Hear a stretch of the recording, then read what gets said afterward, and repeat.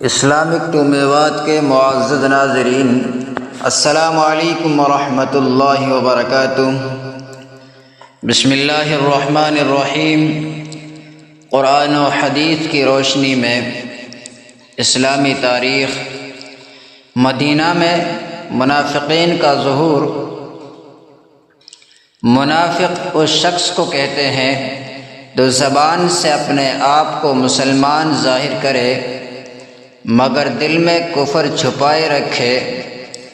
جب مسلمان ہجرت کر کے مدینہ آ گئے تو لوگوں کے ایمان قبول کرنے کی وجہ سے اسلام تیزی سے پھیلنے لگا اور مسلمانوں کو طاقت و قوت حاصل ہونے لگی، تو اسلام اور مسلمانوں سے دشمنی رکھنے والی منافقین کی جماعت ابھر کر سامنے آ گئی، جو مسلمانوں کے طاقت و غلبے اور اپنے ذاتی نفع کے لیے مسلمانوں کے سامنے اپنے ایمان کا اظہار کرتے، مگر جب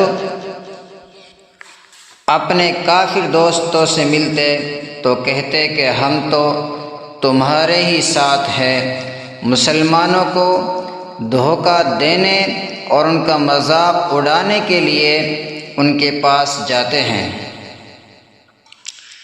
ان کا سردار عبداللہ ابن ابی تھا، جس کو مدینہ کا بادشاہ بنا کر تاج پوشی کی تیاریاں کی جا رہی تھی، مگر حضور صلی اللہ علیہ وسلم کے تشریف لاتے ہی اہل مدینہ نے آپ صلی اللہ علیہ وسلم کو اپنا سردار اور رسول تسلیم کر لیا۔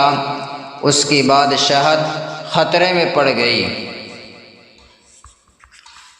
اس لیے اس کے دل میں آپ صلی اللہ علیہ وسلم اور مسلمانوں کے خلاف دشمنی، حسد اور نفرت پیدا ہو گئی۔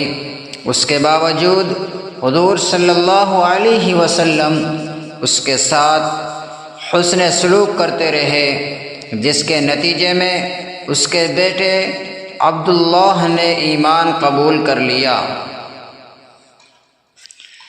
گوہ کی خصوصیت، گوہ گرگٹ اور چھپکلی کی شکل و صورت کا ایک جنگلی جانور ہے۔ اس کی خاصیت یہ ہے کہ یہ پانی نہیں پیتی اور 700 سال سے بھی زائد زندہ رہتی ہے،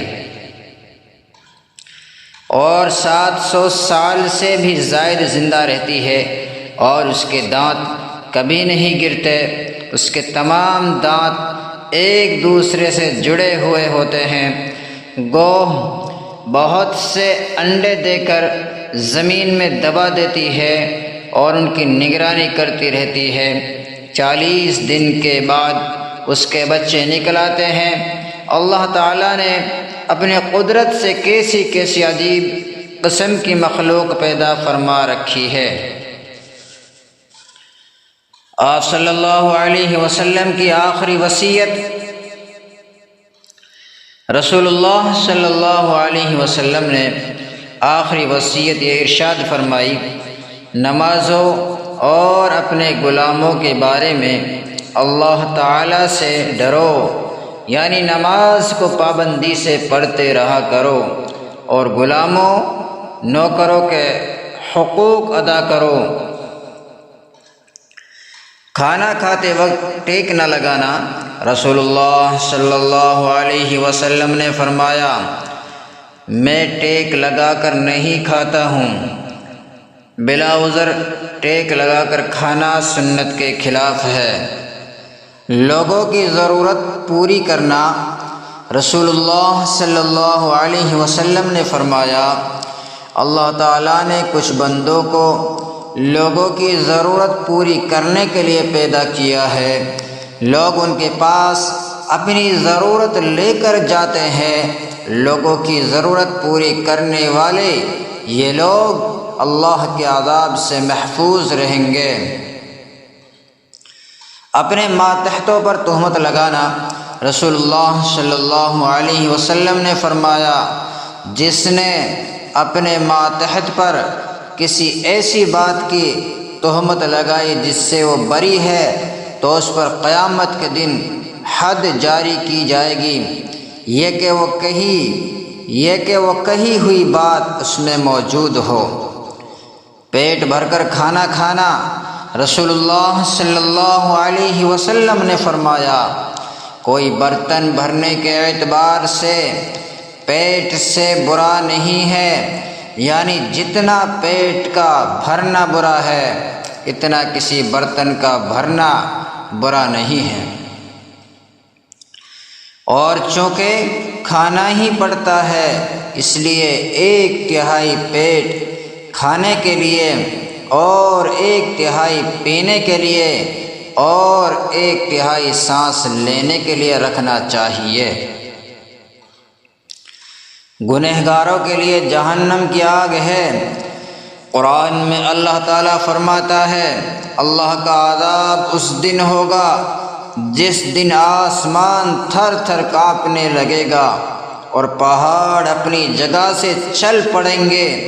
اس دن جھٹلانے والوں کے لیے بڑی خرابی ہوگی، جو بیہودہ مشغلے میں لگے رہتے ہیں۔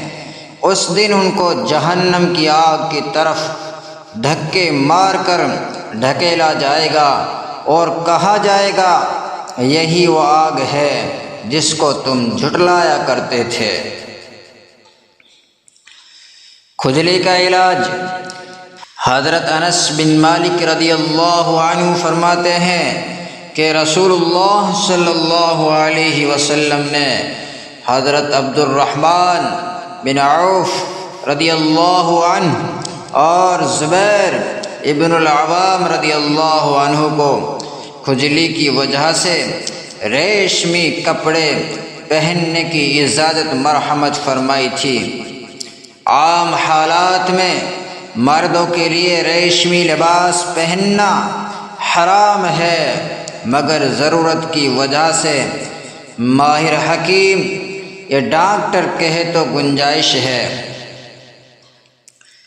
قرآن کی نصیحت۔ قرآن میں اللہ تعالیٰ فرماتا ہے، زمین پر اکڑ کر مت چلو، کیونکہ تم نہ تو زمین کو پھاڑ سکتے ہو اور نہ تن کر چلنے سے پہاڑوں کی بلندی تک پہنچ سکتے ہو۔